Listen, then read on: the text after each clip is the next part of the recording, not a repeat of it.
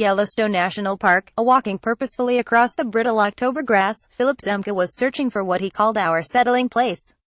Behind him strode a group of 25 individuals, dressed warmly against a cool fall breeze despite the sunshine. "So my dear friends, you can make a pretty good-sized circle here," Zemke said, gesturing around him as he dropped a fringed leather satchel loaded with braided sweetgrass that would be gifts to those attending. A group of people gather in a circle for a blessing in Yellowstone National Park on Tuesday. Brett French, Gazette staff. At the center of the settling place was a depression of raw dirt, where bison had rolled, along with a large pile of old bison dung. The hillside gathering place above the Lamar River offered expansive views of the Beartooth Mountains to the north, and to the south rose Specimen Ridge, known for its trees petrified 50 million years ago when they were smothered by volcanic debris. Unity of Bozeman minister Philip Zemke praised during the blessing ceremony, thanking 3 of the people who helped him in his 3-year fight against throat cancer. Brett French, Gazette staff. "This is a place of relationships," said Zemke, 71, a minister at Unity of Bozeman Church. "We are all related here, and we've all come because we feel a relationship to this place and who lives here."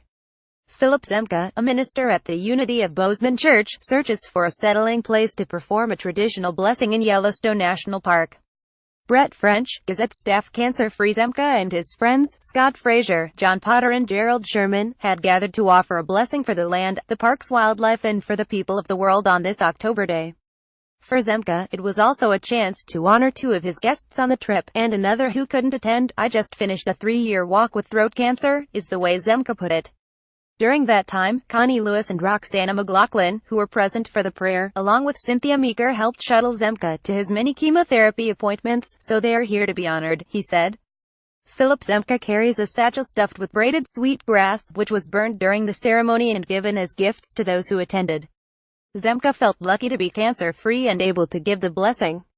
During his journey he learned that many people who survive throat cancer may lose their voice or desire to eat. "You've given us this gift in generosity," Zemke prayed, his face and palms uplifted to the sun. "May we share it." John Potter, at left, and Scott Frazier prepare for the blessing ceremony.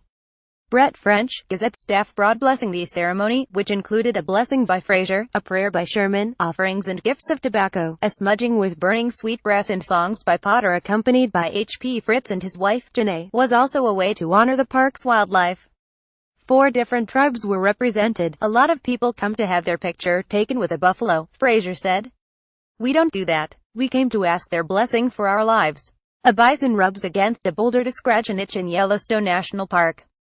The blessing singled out bison for protection from hunters and shipment to slaughter as the National Park Service tries to reduce their population in Yellowstone. Brett French, Gazette staff. Yael Kampf bows her head as Gerald Sherman offers a prayer in Yellowstone. Brett French, Gazette staff. Frazier, a Crow and Santee tribal member who lives in Billings, said he has been coming to Yellowstone since he was a boy. Potter said that for 30 years he has been visiting the park to perform blessings in different places, always with permission from the National Park Service, and often with Frazier. "We want to be out in the open," Potter said, a Red Lodge artist who also draws the weekly Outdoors Just for Kids cartoon for the Billings Gazette. "We want to be on record as individuals trying to do good things for the park, for the land and the wildlife, and for the people." Frazier said he invited the Gazette to this gathering to spread the word to other Native people that he and Potter are still conducting annual blessings inside Yellowstone and will continue to pray for the park's wildlife and wildlands. Wolf brother twin wolves were captured in Canada and released into Yellowstone beginning in 1995. Frazier, Potter and Fritz held a Sundance in the park and adopted the wolves. Frazier publicly thanked Yellowstone Wolf Project biological science technician Rick McIntyre, who was present, for his years of work in the park, and also for teaching others about the wild canines. Rick McIntyre, of the Yellowstone Wolf Project, texted Connie Lewis following the blessing ceremony. Brett French, Gazette staff. "This is the Wolf Man," Frazier said. "If I ask him a question I have to be careful because it may take him an hour to answer. We call him an oral historian. We are very blessed to have him.